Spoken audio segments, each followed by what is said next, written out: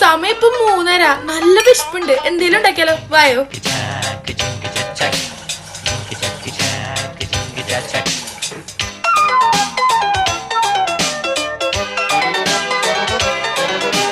പിച്ചകപ്പൂങ്കാവുകൾക്കുമപ്പുറം പവൻ അത്രയും മുരുകി വീണുപോയി.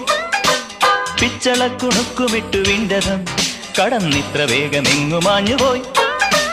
നീലനഭസിൻ മേഘപടത്തിൻ മേലെ നിന്നുടഞ്ഞു വീണു താഴികക്കുടം.